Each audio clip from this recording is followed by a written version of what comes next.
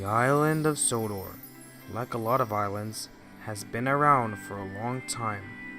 And like other islands, it has nice green fields and sandy yellow beaches.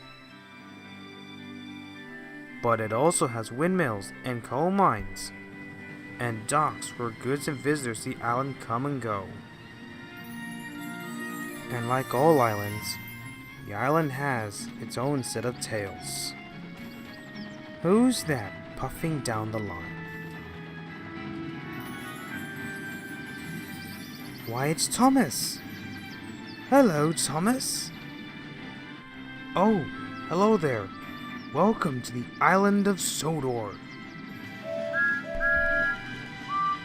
Tales from the island of Sodor.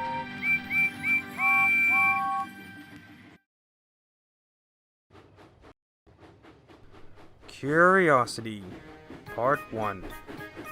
There are many ways to get from place to place. You can either take the road, the air, or the railway.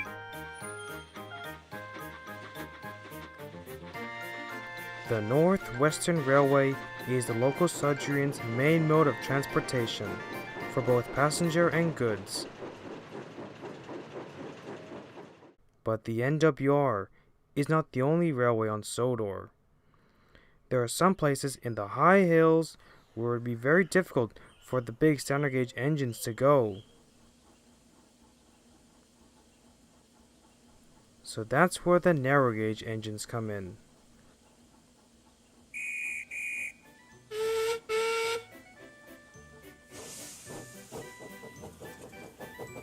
There are two major narrow gauge railways.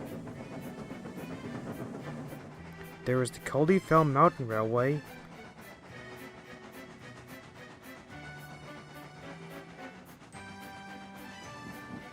and then there is the main narrow gauge railway, the Skarloey Railway, one of the oldest railways on Sodor.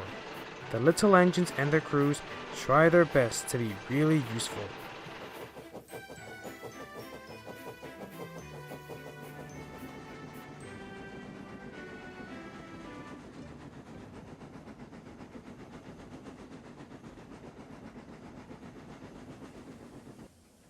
One day, the SKR's number one engine, Skarloey, was resting in the sheds when Reneus arrived.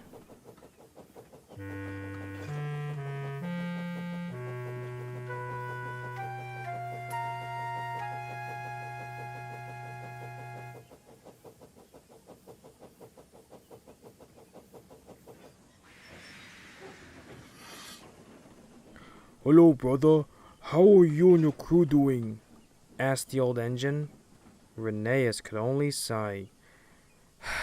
We're tired, especially since the thing controller took you off quarry duty to help the others with the summer rush. It's been exhausting trying to keep everyone back at the quarry in order. Tell me about it. I don't know how you do it, Skarloey, sighed Reneus' driver. Skarloey chuckled. Years of experience, my friend. Years of experience. Well, maybe you could use that experience to help us with our Hugh, said Reneus' fireman. Skarloey was puzzled.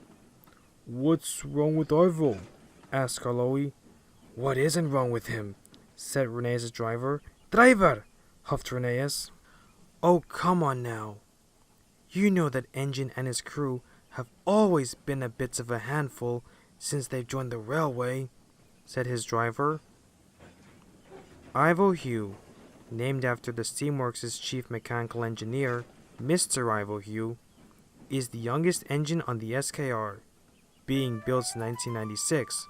While he's matured a bit since he was built, he still has a bit of a habit of being distracted easily and sometimes being oblivious to what he's doing.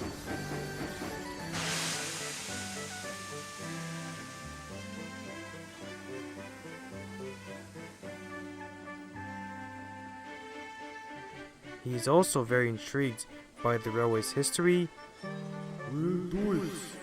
We've done it. The old tales from the hills, the unused tracks, and so forth.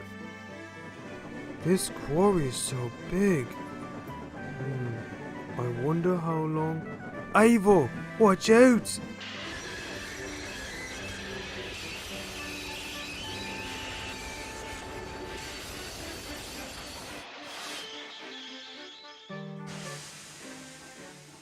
Oh, oh, sorry, Luke.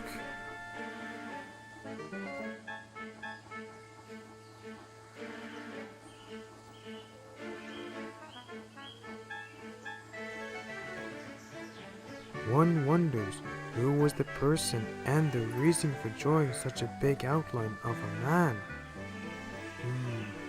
I've been reading some history books lately, and I think the reason could be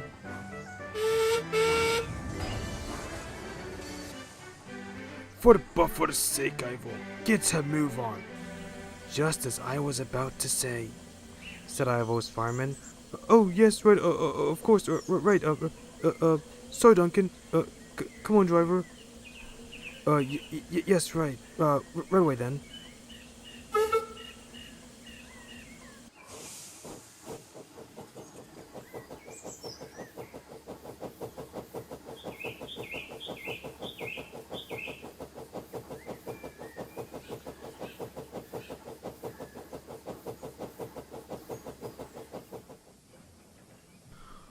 Oh, give him a break, you three. He's still a young engine. Kind of reminds you of myself when I was that age. All young and full of life. Don't remind me. Before any more could be said, the yard manager arrived. Come on, Reneus. Ivo has done it again. He's derailed on the craggy track, explained the manager. Why can't Fred take... Oh wait, never mind. Come on, old boy. Let's go. With that, Reneus was uncoupled from his train and set off to rescue Ivo.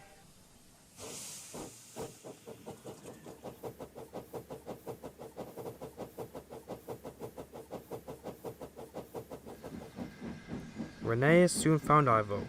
His front driving wheels had hit a rock on the rails that caused him to derail. Hey, Reneus. What's up? Said Ivo. Reneus just groaned. But before Ivo could say any more, Mr. Percival stepped out of the brake van. No, sir. We can explain. Ivo, just stop. I'm not in the mood. Reneus, once Ivo's back on the rails, I want you and your crew to take us to the steamworks, and then come back here to deliver his trucks. Yes, sir. With that, the workmen set to work.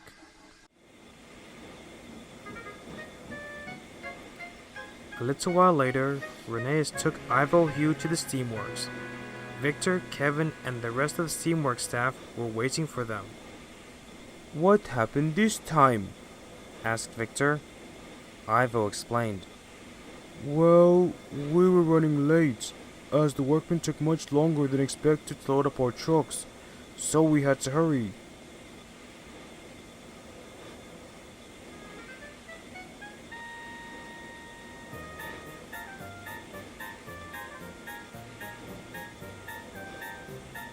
Then, as we were racing down the line, I then remembered that ahead was a junction that led to the craggy track that Freddy told me about.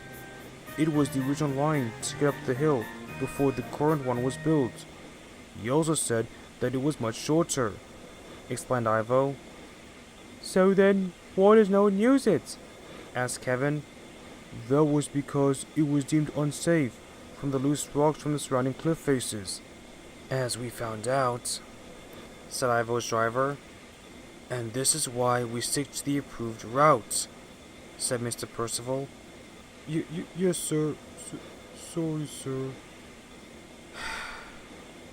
Don't worry, sir. By my assessment, the damage does not look too bad.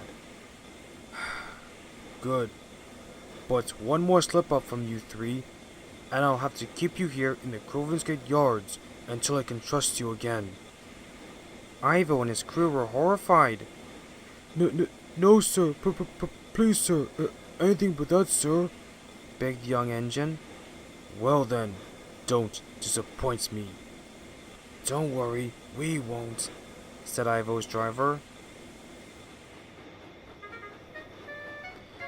A few days later, Ivo had been repaired, but both he and his crew were still worried about what Mr. Percival had said. Alright guys, we can't have any slip-ups. We must prove to the thin controller that we're one of the most useful engine and crew on the railway. Right then, let's get to work, said his driver.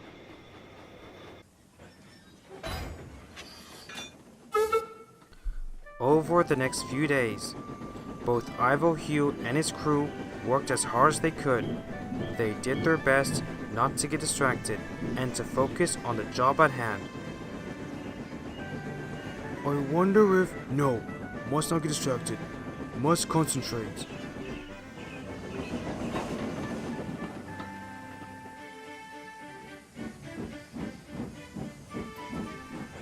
Hello, Ivo. Want to hear a story from the... Sorry, Salty, can't stop. Maybe next time, interrupted Ivo Hugh, and he sped along.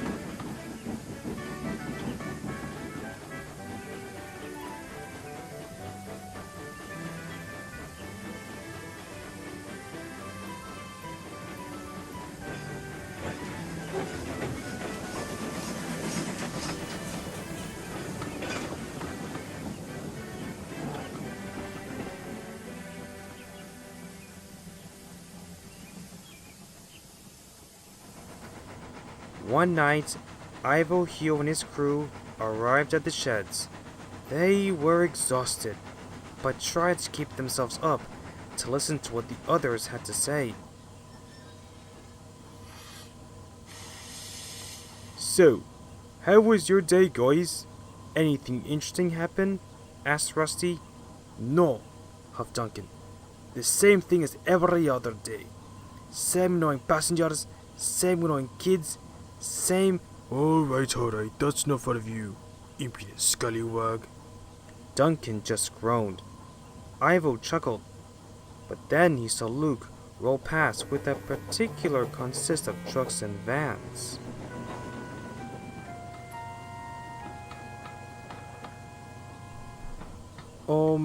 Hey guys, I was just wondering, who and where are those trucks meant to be delivered? I've seen the consist a few times over the years, but neither me or my crew have been able to figure out what they are for, asked the young engine. The others felt silent. Come on, no. The three of them are going to find out eventually, one way or another. Find out about what? Asked Ivo's driver. Duke sighed. Those trucks meant to be going to the ammunition dump, explained Duke. Ivo was puzzled. Ammunition dump? Silly young engine, huffed Duncan. You know, the place where ammunitions like military weapons are stored. Ivo rolled his eyes. I know what an ammunition dump is, Duncan. My driver did take history back in that place known as college. Top of my class, interjected Ivo's driver.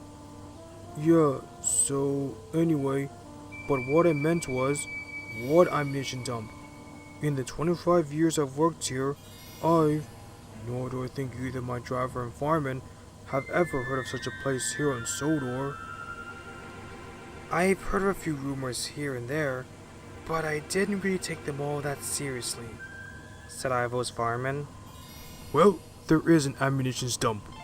Basically, not long after the restoration of the town of Redwarston, the UK Ministry of Defence was in need of a new ammunition dump, and so they chose the old Slate Quarry, explained Scarlowy. You mean the one where Pearson had his accident, and where Duncan took a dive? Asked Ivo. Rheneas chuckled. Yes, that's one, he replied. Duncan looked away in embarrassment. Anyway, so the quarry was soon under ownership of the Ministry of Defense. Thankfully, by this time, construction of the Blue Mountain Quarry was just about complete, so all our sled trucks wouldn't go to waste. Finished Skarloey. Ivo Hugh was amazed, but then thought of something. We've been working here for 25 years, and neither one of you told either one of us about this? Why? Asked Ivo. Yeah, why? Asked Ivo Hugh's driver. The engine shut looked at three, and then it immediately clicked. Oh, right. Yes, but anyway, early in the morning, Sir Handel has to take those trucks to a runaround loop a few miles from the quarry, explained Rheneas. Why Sir Handel? Asked Ivo Hugh's fireman. Because I am the smoothest engine on the railway. Ask the thin controller, boasted Sir Handel. More like the slowest, muttered Duncan. But Ivo Hugh was still curious. Wait, why outside the quarry? Why can't he go all the way to the dump? Classified military reasons, explained Duke. Falcon drops off the trucks in the siding, and picks up empty vans and loaded slate trucks to take back with him to Crovan's Gate, which they've seemed to be supplying with us more than empty vans as of late. Then what happens to the trucks that Sir Handel drops off in the siding? Asked Ivo's driver. The engines remained silent. You've heard enough now, huffed Duke. Silence fell until Ivo Hugh's driver spoke up. So I guess we're going to have to keep this whole operation a secret, said Ivo Hugh's driver. Not really. Everyone knows. Both Ivo and his crew were taken aback by this. But this is the Ministry of Defense and ammunitions we're talking about here. Don't you think they would want to keep it all a secret? Asked Ivo's fireman. Well, yes. Well, they've never outright admitted it. Not long after the place was built, we eventually had alleged former employees who can claim about what was happening in that area. Then, the thin clergyman documented the alleged claims and what little info he could find in the historical book of Sodor. Plus, according to my driver, thanks to those things people call satellites, taking pictures of everything from space and posting them to that thing people call the internet, everyone knows, explained Skarloey.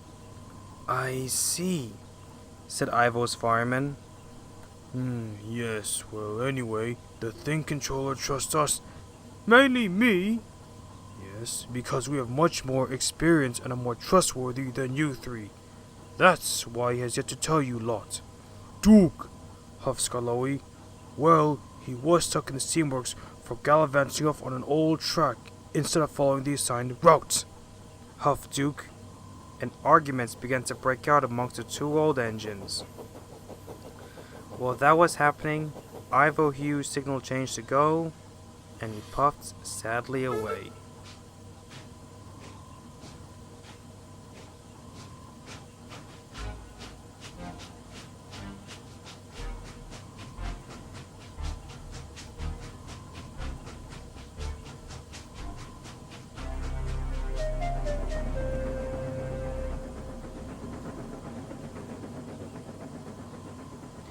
Eventually, Skarloey noticed that Ivo Hugh was gone. Look what you did, huffed Skarloey. Well, the youngsters need some, tough love, as my driver calls it when talking about his kids sometimes.